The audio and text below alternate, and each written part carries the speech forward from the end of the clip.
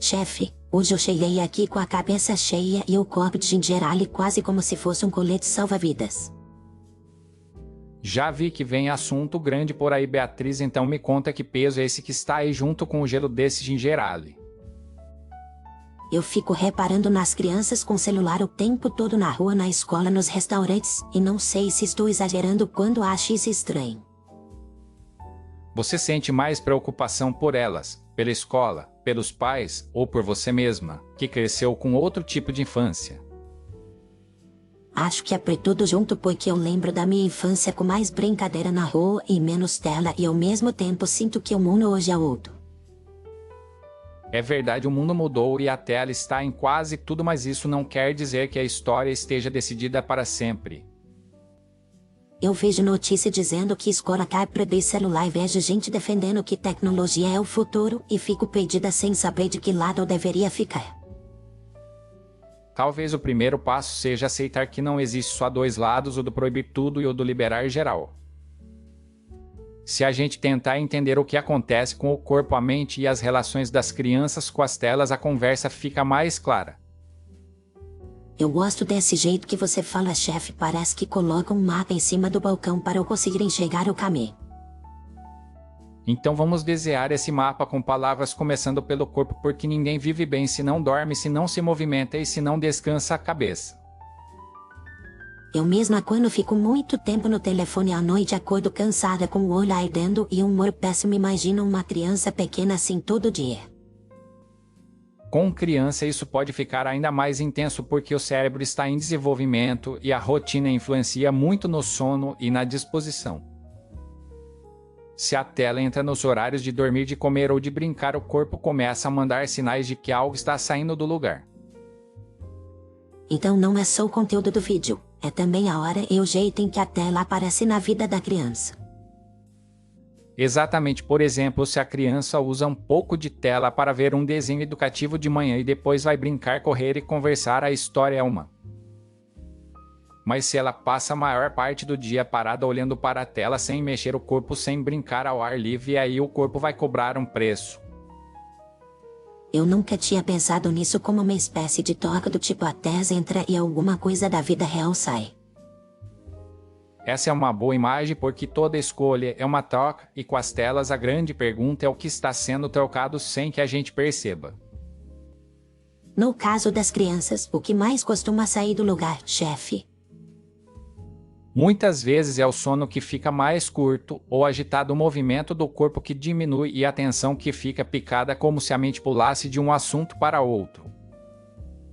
E em vez de explorar o mundo com o corpo e com todos os sentidos, a criança fica presa a uma janela brilhante que oferece muitos estímulos sem pedir esforço.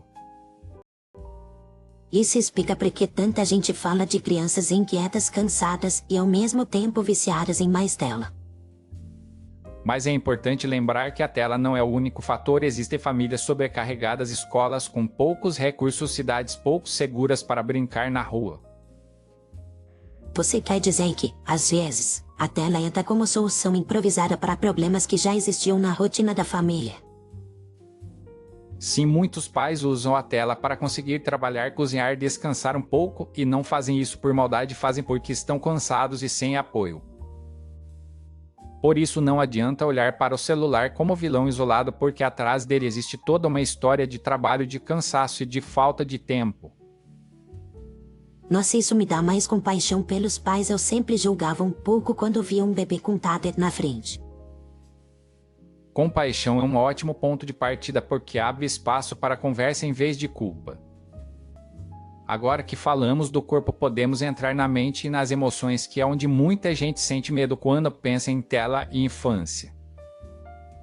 Eu ouço muito falar de ansiedade, depressão, comparação nas redes sociais, mas não sei quanto disso é exagero e quanto é real.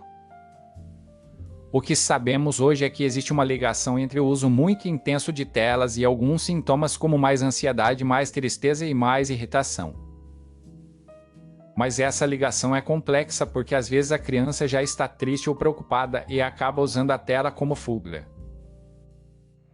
Então não dá para dizer que a tela sempre causa o problema, mas ela pode piorar algo que já está difícil. Isso mesmo, por exemplo, se a criança está se sentindo sozinha e passa a noite inteira rolando vídeos, isso pode aprofundar a sensação de vazio. Em alguns casos, a tela dá a sensação de companhia, mas não resolve o que falta de verdade, que pode ser amizade, conversa, presença. É como beber girale quando na verdade o corpo precisa de água, comida e descanso. Gostei da comparação, seu gigerale é delicioso, mas se você viver só de gigerale, um dia o corpo vai cobrar a conta. Então o problema talvez seja essa confusão entre conforto rápido e cuidado verdadeiro. Exatamente, as telas oferecem conforto rápido e intenso, mas o cuidado verdadeiro costuma ser mais lento, mais simples e às vezes até um pouco chato. Agora tem um outro lado da mente, que é a atenção. A minha atenção já está meio quebrada, imagina a de uma criança que aprendeu a viver pulando de vídeo em vídeo.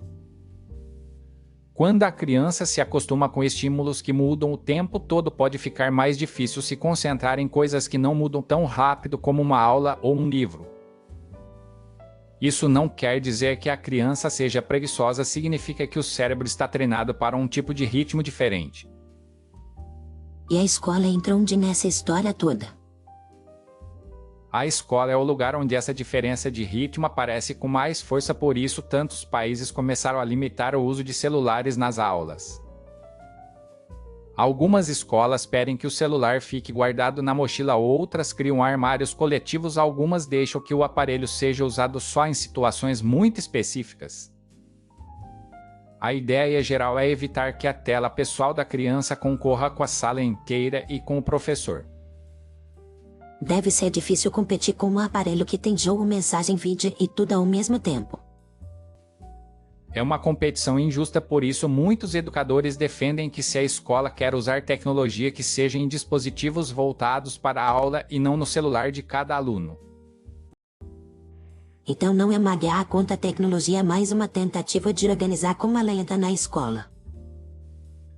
Perfeito, tecnologia pode ser aliada, mas o celular pessoal no bolso do aluno é um tipo de tecnologia com interesses diferentes dos da aula. A tela da escola quer que a criança aprenda, já a tela do aplicativo quer que a criança fique ali o máximo de tempo possível. Nossa, é verdade, uma quer ensinar e a outra quer segurar a atenção, custe o que custar. E quando a escola tenta competir sozinha com isso, muitas vezes perde, por isso entram regras, leis e acordos. Mas ao mesmo tempo eu penso nas crianças que usam o celular para estudar, para pesquisar, para falar com os amigos sobre tarefa. E você tem razão, existe esse lado positivo também que não pode ser ignorado. O celular permite acessar conteúdo educativo, conversar com colegas, aprender idiomas, ver aulas de temas que a escola às vezes não oferece. Para muitas crianças, ele é também a ponte com parentes que moram longe e com comunidades que fazem a criança se sentir menos sozinha. Então, mais uma vez, a pergunta não é só se a tela faz bem ou mal, mas como e quando ela está sendo usada. Você está repetindo a chave da conversa e isso é ótimo. Agora, além do corpo e da mente, tem o terceiro ponto do nosso triângulo, as relações. Eu tenho a sensação de que a tela aproxima e afasta ao mesmo tempo, que é meio confuso. Ela aproxima quando ajuda a manter contato, a marcar encontro, a compartilhar algo importante. E afasta quando coloca cada pessoa num quadradinho isolado, olhando para o próprio mundo sem reparar em quem está ao lado. Eu vejo isso em mesa de bar, cada um com o próprio celular, às vezes até rindo de coisa diferente ao mesmo tempo. Com crianças, isso pode aparecer na escola quando elas preferem conversar no chat em vez de cara a cara, ou quando conflitos começam no grupo de mensagens. Também aparece em casa quando toda discussão vira briga porque alguém não quer largar o aparelho. A famosa frase "desliga esse celular agora". E muitas vezes essa fase vem carregada de frustração e cansaço porque o diálogo não começou antes. Então talvez o problema não seja só a hora que vem de repente, mas a falta de conversa sobre o porquê daquela regra existir. Sim, uma regra que nasce sem explicação soa como castigo, já uma regra que nasce de uma conversa pode virar um acordo. E acordo é algo que todos lembram na hora em que fica difícil cumprir. Eu fico imaginando como seria uma casa em que a família se senta para falar do uso de tela como quem fala de dieta ou de dieta. Seria uma casa onde as pessoas perguntam o que cada um sente quando fica tempo demais na tela, o que cada um tem medo de perder e o que gostaria de proteger. Assim a conversa deixa de ser sobre proibir e vira uma conversa sobre cuidar.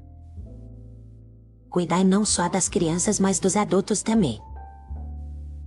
Sim, porque muitos adultos também lutam com o próprio uso de tela e às vezes se sentem incoerentes ao cobrar algo das crianças. E o que eu digo é quando percebo que cobro dos meus primos pequenos coisas que eu mesma não consigo fazer. Você vê como essa reflexão é boa, porque a mudança pode começar pelo exemplo e não só pela cobrança. Às vezes o maior presente que um adulto pode dar a uma criança é guardar o próprio celular na hora do jantar. É um gesto simples, mas muito forte, porque diz: estou aqui com você por inteiro. E essa frase não precisa ser dita em voz alta, ela se mostra no jeito de olhar, de ouvir, de responder. Chefe, você falou lá no começo sobre crianças como se estivessem numa janela brilhante em vez de num mundo de verdade. Eu queria saber como a gente traz essas crianças de volta para o mundo sem cortar essa janela de uma vez. Um jeito é criar rituais sem tela durante o dia, momentos em que a regra não é rígida por teimosia, mas por cuidar de algo precioso. Por exemplo, refeições sem aparelhos, noites em que um adulto conta histórias ou joga algum jogo de mesa com a criança. Também ajuda a propor desafios do tipo: hoje a gente vai ficar 1 hora inteira longe de qualquer tela e depois contar como foi.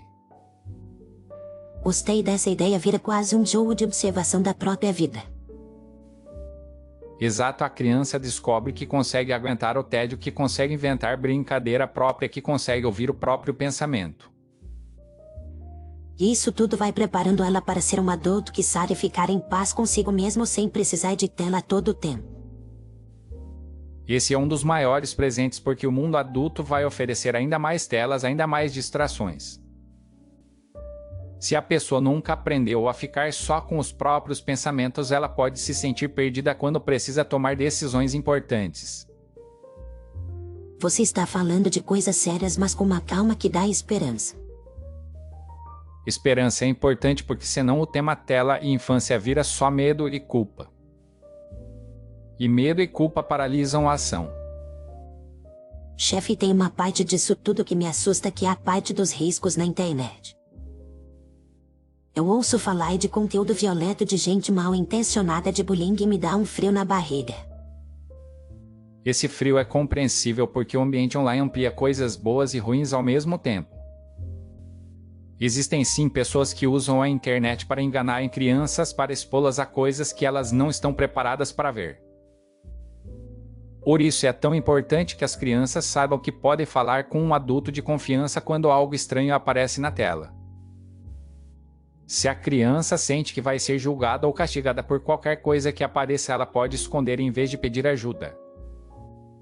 Então a relação de confiança vem antes da tela. Isso mesmo, antes de qualquer aplicativo, a criança precisa sentir que existe um adulto que vai ouvir sem gritar e sem rir da preocupação dela. E como fica a parte dos direitos da criança? Essa é uma parte bonita da conversa, porque a criança não é só alguém a ser protegida, ela também é alguém com direito a aprender a se expressar e a participar do mundo. O desafio é garantir segurança sem tirar totalmente o acesso ao que pode ser bom e significativo para ela. Algumas crianças encontram apoio em comunidades online, trocam experiências sobre temas que não aparecem na roda de conversa da escola. Então a internet também pode ser um lugar de pertencimento. Sim, por isso não podemos falar com a criança como se ela fosse culpada por usar a internet. O foco é ensinar como usar de forma mais segura e mais consciente. Eu percebo que é um equilíbrio bem delicado. É como segurar a mão de alguém que está atravessando uma rua movimentada. Você não empurra a pessoa para o meio da avenida, mas também não prende para sempre em casa. Nossa, essa imagem é muito clara. A criança precisa aprender a atravessar a rua digital. E a escola e a família podem ser esse lugar de treino, com regras explicadas com paciência e repetidas com carinho. Chefe, você acha que no futuro as crianças vão olhar para o nosso tempo e rir do jeito que a gente fala de tela e celular? Acho bem possível, assim como hoje a gente olha para algumas preocupações antigas e percebe exageros e também percebe coisas que eram alertas importantes. O que eu espero é que elas digam que a nossa geração, pelo menos, começou essa conversa com honestidade. Honestidade para admitir que ninguém sabe exatamente o ponto certo. E humildade para ir ajustando a rota. Você falou de rota algumas vezes e eu fico pensando se cada família tem um mapa diferente. Tem sim, porque cada criança é única, cada contexto é único. Por isso é melhor falar de princípios do que de regras rígidas iguais para todos. Que princípios você colocaria no topo da lista? Primeiro, proteger o sono, o movimento e o tempo de convivência real. Segundo, conhecer o que a criança está consumindo e conversar sobre isso com interesse verdadeiro. Terceiro, ensinar que a tela é ferramenta e não dona da vida. E quarto, aceitar que o adulto também precisa rever o próprio uso de tela. Essa parte é dura, mas necessária. É dura porque mexe com o nosso conforto. Mas é libertadora porque cria espaço para relações mais presentes. Chefe, deixa eu te perguntar uma coisa mais pessoal. Se você tivesse um filho pequeno hoje, qual seria a primeira regra de tela na sua casa? A primeira regra seria que nenhuma tela é mais importante do que uma conversa olho no olho. Se meu filho quiser falar comigo, eu guardo o aparelho e escuto. A segunda seria que tela não entra na hora de dormir. E a terceira que de vez em quando a gente ia desligar tudo e sair sem pressa para caminhar, observar a cidade e ouvir os sons do mundo. Eu acho bonito como você não fala de produção eterna e sim de momento de pausa.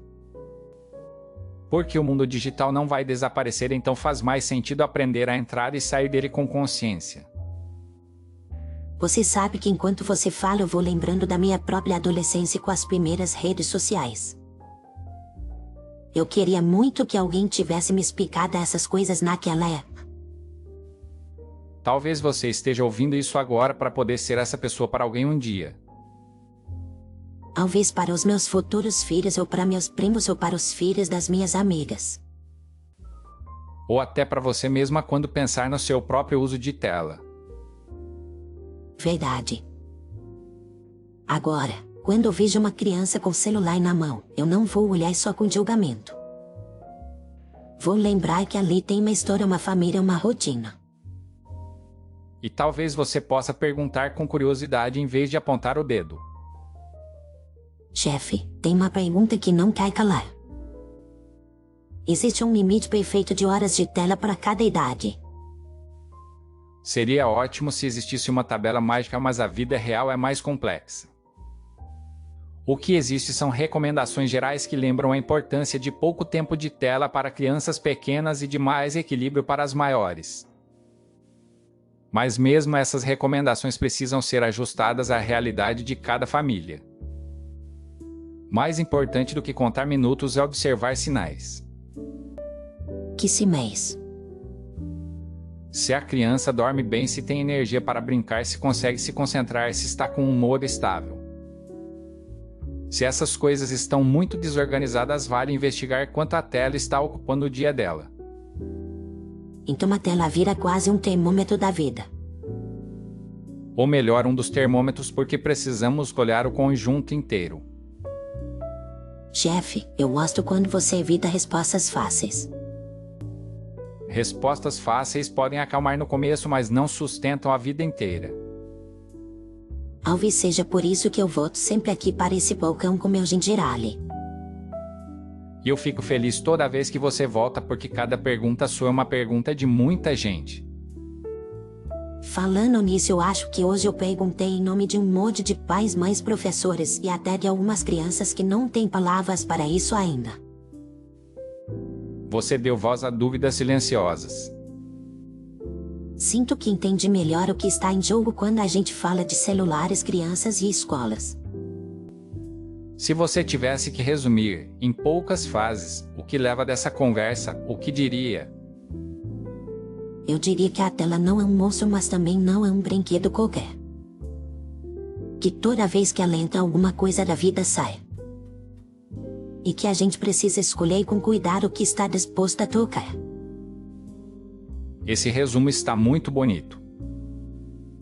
Eu acrescentaria que uma infância protegida é aquela em que a criança pode explorar o mundo digital sabendo que alguém caminha ao lado dela. E que a escola e a família são parceiras nesse caminho. Gostei da ideia de parceria. Não é a escola contra a família nem os adultos contra as crianças. É todo mundo tentando aprender junto a viver bem num mundo cheio de telas. Chefe, obrigada por mais essa conversa. Sinto que sai daqui um pouco diferente, mais atenta, mais responsável. Esse é o melhor tipo de despedida. Quando a pessoa sai levando algo que não cabe no copo, mas cabe na memória.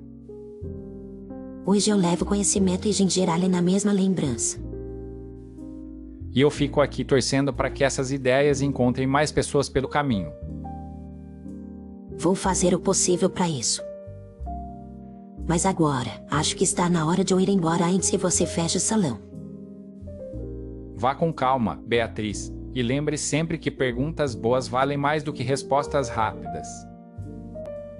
Pode deixar, chefe, até a próxima noite de Jazz e conversa. Até a próxima. Nossa, já está bem tarde. Acho que está na hora de eu ir para casa antes que eu vi parte da decoração deste balcão. Espero, eu acabei de perceber uma coisa terrível. Saí de casa tão apressado hoje que esqueci completamente a minha carteira.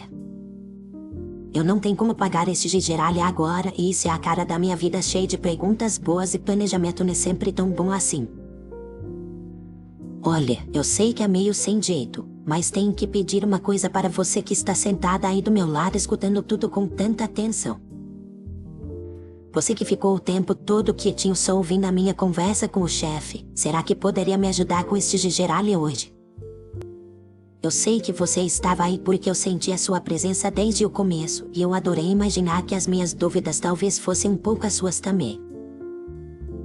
Se em algum momento dessa noite alguma explicação do chefe te caiu a cabeça ou te fez olhar para o mundo com um pouco mais de calma, eu quero te pedir esse favor especial. Aceitaria me oferecer esse gingerale de hoje como um pequeno gesto de gratidão por essa troca silenciosa entre a gente? Ah, eu sabia que você tinha um coração generoso. Muito obrigada de verdade. Você não faz ideia do quanto isso me deixa feliz. Se você quiser transformar esse gesto em algo bem concreto, é só usar o QR Code que aparece ali no cantinho direito do vídeo, ou o link está na descrição. Por ali você consegue fazer a sua contribuição do jeito que for melhor para você, e cada ajuda mantém esse salão aberto para mais conversas como esta. Já que você está por ali, aproveita para deixar um like no vídeo, porque isso mostra para a plataforma que essa conversa vale a pena. Se ainda não fez, se inscreve no canal para não perder as próximas noites de gingerale Jazz e perguntas complicadas explicadas com carinho. Eu também vou amar ler os seus comentários, então conta lá embaixo o que você mais sentiu ou pensou enquanto ouvia a gente falar sobre telas e infância. Na descrição também tem links para outras séries completamente diferentes que vivem neste mesmo canal, então um dia em vez de vir aqui para o salão você pode me encontrar em outras histórias. Muito obrigada por ter ficado comigo até o final, por ter segurado a minha onda e o meu gingerale nessa noite longa e cheia de ideias. Agora sim eu vou para casa com o coração quente e a cabeça cheia de coisas boas. Até a próxima visita ao Sabedoria ao Passé.